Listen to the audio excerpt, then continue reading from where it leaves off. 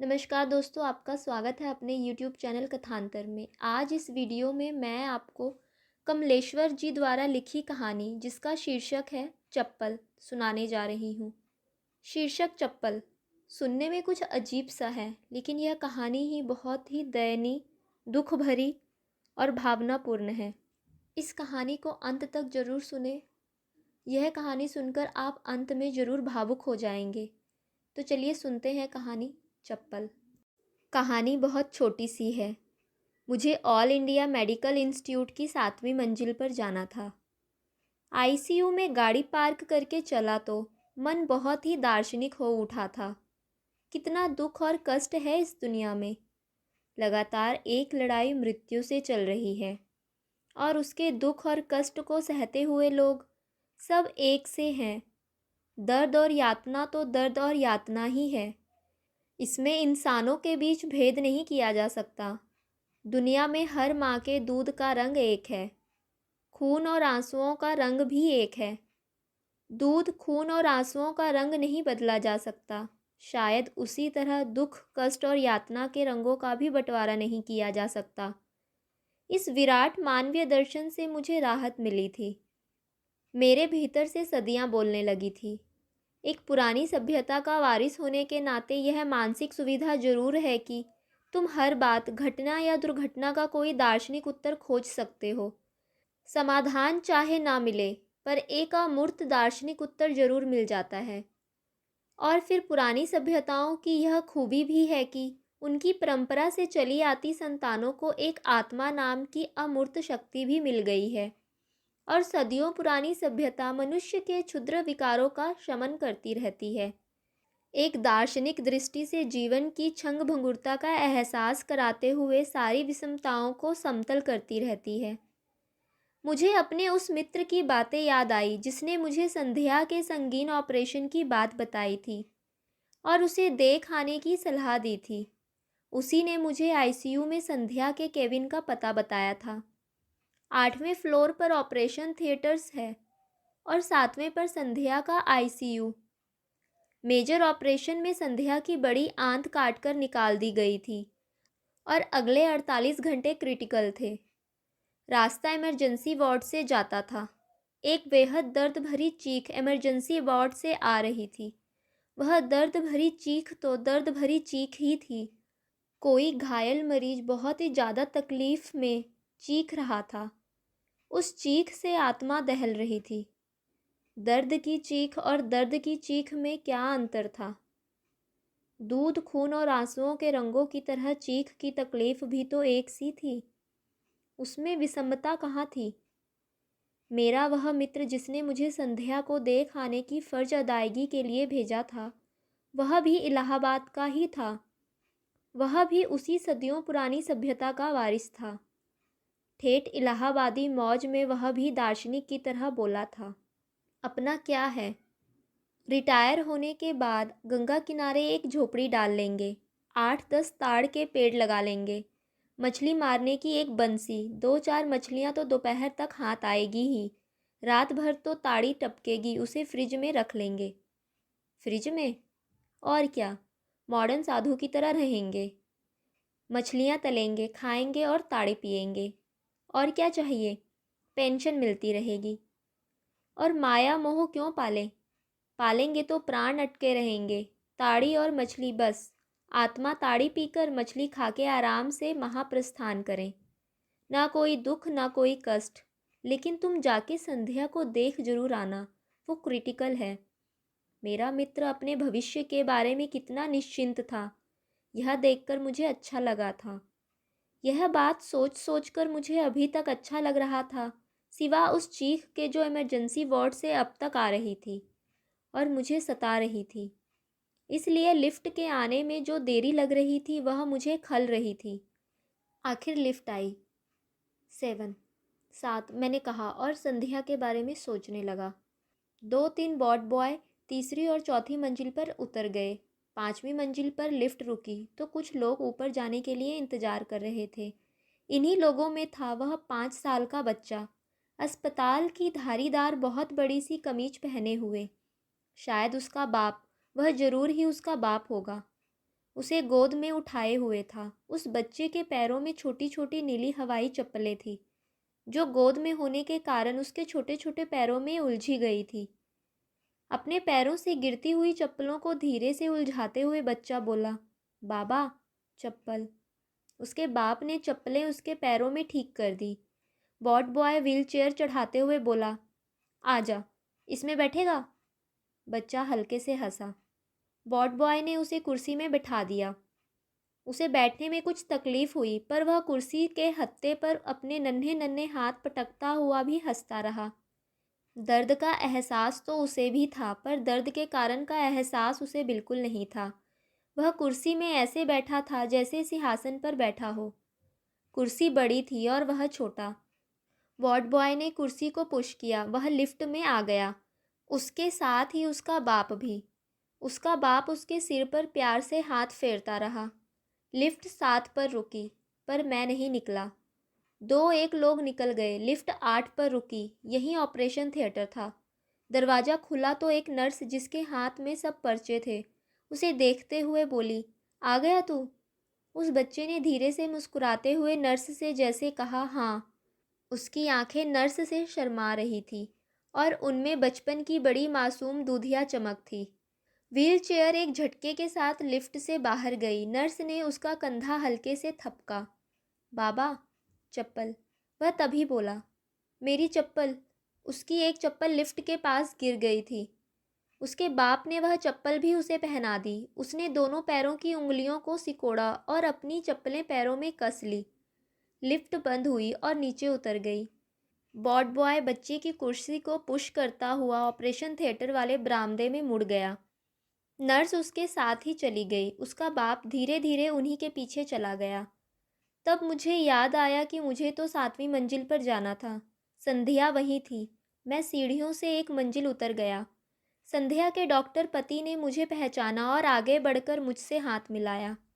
हाथ की पकड़ में मायूसी और लाचारी थी। कुछ पल खामोशी रही। फिर मैंने कहा, मैं कल ही वापस आया, तभी पता चला। यह एकाएक कैसे हो गया? नहीं, एकाएक नहीं, ब्लीडिंग तो पहले भी हुई थी, पर तब कंट्रोल कर ली गई थी। 15 दिनों बाद फिर होने लगी एक्सेसिव ब्लीडिंग। 4 घंटे ऑपरेशन में लगे। And you know, we doctors are worst patient. वो संध्या के बारे में भी कह रहे थे। संध्या भी डॉक्टर थी। यस, आप तो सब समझ रहे होंगे। संध्या को भी एक एक बात का अंदाज़ा हो रहा होगा, मैंने कहा। लेकिन वो बहुत करेजफुली बिहेव कर रही है, संध्या के डॉक्टर पति ने कहा। बोल तो सकती नहीं, पल्स भी गर्दन के पास मिली। आर्टिफिशियल रेस्पिटेशन पर है। एक तरह से देखिए तो उसका सारा शरीर आराम कर रहा है और सब कुछ आर्टिफिशियल मदद से ही चल रहा है। संध्या के डॉक्टर पति ज़्यादातर बातें मुझे मेडिकल टर्म्स में ही बताते रहे और मैं उन्हें समझने की कोशिश करता रहा। बीच बीच में इधर उधर की बातें भी करता रहा। संध्या का भाई भी आज सुबह पहुंच गया। किसी तरह उसे जापान होते हुए टिकट मिल गई। उन्होंने बताया। यह बहुत अच्छा हुआ, मैंने कहा। आप देखना चाहेंगे? हाँ, अगर पॉसिबल हो तो। आइए, देख तो सकते हैं, भीतर जाने की इजाज़त नहीं है। वैसे तो सब डॉक्टर फ्रेंड्स ही हैं, पर नहीं नहीं, वो ठीक भी है। वो बोल भी नहीं सकती। वैसे आज कॉन्शस है। कुछ कहना होता है तो लिख के बता देती है, उन्होंने कहा और एक कैबिन के सामने पहुंचकर इशारा किया। मैंने शीशे की दीवार से संध्या को देखा। वह पहचान में ही नहीं आई। 2 डॉक्टर और नर्स उसे अटेंड भी कर रहे थे और फिर इतनी नलियां और मशीनें थी कि उनके बीच संध्या को पहचानना मुश्किल भी था। संध्या होश में थी। डॉक्टर को देख रही थी। डॉक्टर उसका एक हाथ सहलाते हुए उसे कुछ बता रहा था। मैंने संध्या को इस हाल में देखा तो मन उदास हो गया। वह कितनी लाचार थी। बीमारी और समय के सामने आदमी लाचार होता है, कुछ कर नहीं पाता। मैंने मन ही मन संध्या के लिए प्रार्थना की। किससे की यह नहीं मालूम। ऐसी जगहों पर आकर भगवान पर ध्यान जाता भी है और किसी के शुभ के लिए उसके अस्तित्व को स्वीकार कर लेने में अपना कुछ नहीं जाता, सिवा प्रार्थना के कुछ शब्दों के। हम आईसीयू से हटकर फिर बरामदे में आ गए। वहाँ बैठने के लिए कोई जगह नहीं थी। बरामदे बैठने के लिए बनाए भी नहीं गए थे। डॉक्टर की बहन नीचे चादर बिछाए बैठी थी। डॉक्टर के कुछ दोस्त एक गुच्छे में खड़े थे। अभी तो, बाद में एक ऑपरेशन और होगा, संध्या के डॉक्टर पति ने बताया। तब छोटी आंत को सिस्टम से जोड़ा जाएगा। खैर, पहले वो स्टेबलाइज करे, फिर रिकवरी का सवाल है। इसमें ही करीब 3 महीने लग जाएंगे। इसके बाद मैं सोचता हूँ उसे अमेरिका ले जाऊँगा, यह ठीक रहेगा। इसके बाद हम फिर इधर उधर की बातें करते रहे। मैं संध्या की संगीन हालत से उनका ध्यान भी हटाना चाहता था। इसके सिवा मैं और कर भी क्या सकता था। और डॉक्टर के सामने यूँ खामोश खड़े रहना अच्छा भी नहीं लग रहा था, यह जताते हुए कि अस्पताल वालों से छुपाकर मैं सिगरेट पीना चाहता हूँ। मैं खिड़की के पास जाकर खड़ा हो गया। बाहर लू चल रही थी। नीचे धरातल पर कुछ लोग आ जा रहे थे। वे ऊपर से बहुत लाचार और बेचारे लग रहे थे, और मेरे मन से सबके शुभ के लिए सद्भावना की नदियाँ फूट रही थी। ऐसे में तुम सोचो, लगता है मनुष्य ने मनुष्य के साथ तो सघन और उदात्त संबंध बना लिए हैं, पर ईश्वर के साथ वह ऐसा नहीं कर पाया है। मनुष्य अपने ईश्वर के दुख सुख में शामिल नहीं हो सकता। ईश्वर से उसका संबंध सिर्फ दाता और पाता का है। वह देता है और मनुष्य पाता है। कितना एक तरफा रिश्ता है ये।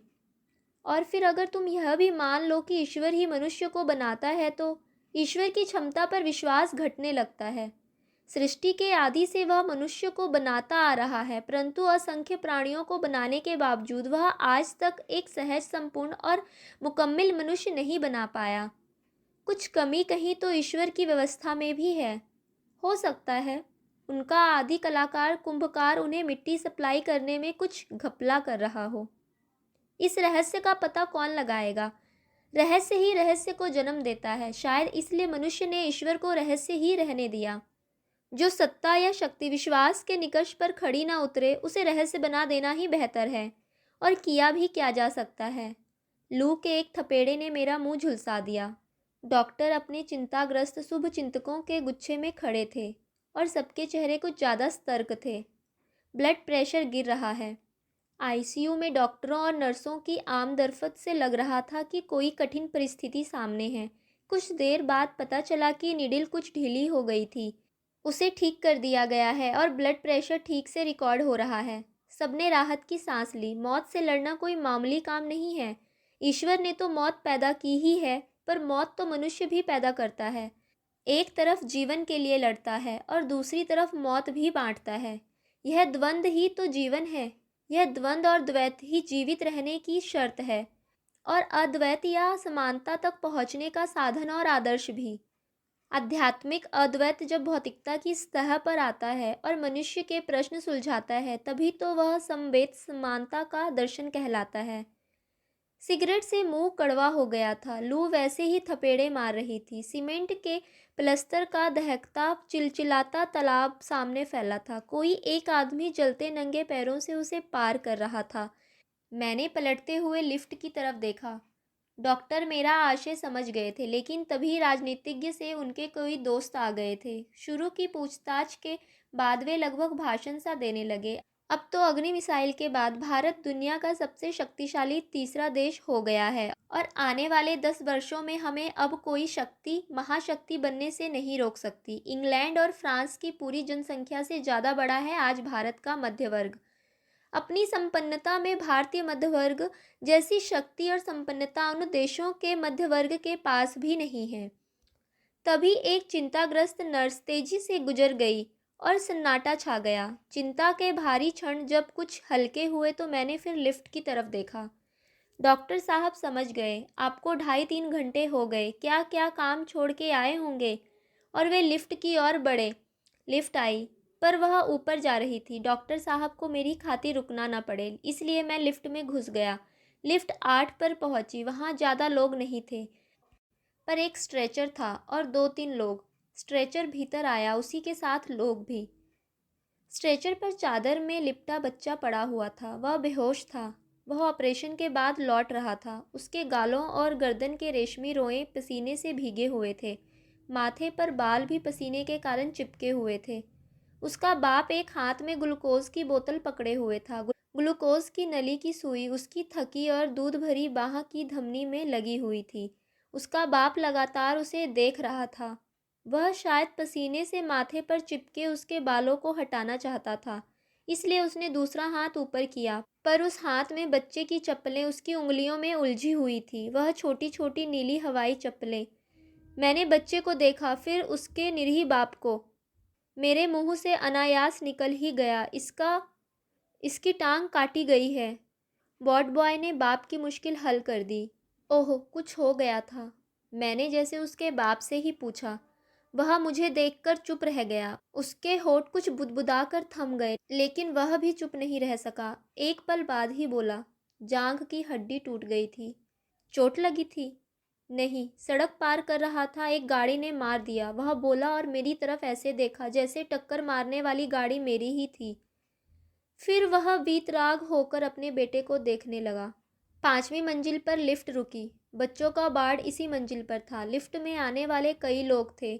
वे सब स्ट्रेचर निकाले जाने के इंतजार में बेसब्री से रुके हुए थे। बॉड बॉय ने झटका देकर स्ट्रेचर निकाला तो बच्चा बोरे की तरह हिल उठा। अनायास ही मेरे मुंह से निकल गया, धीरे से, ये तो बेहोश है, इसे क्या पता।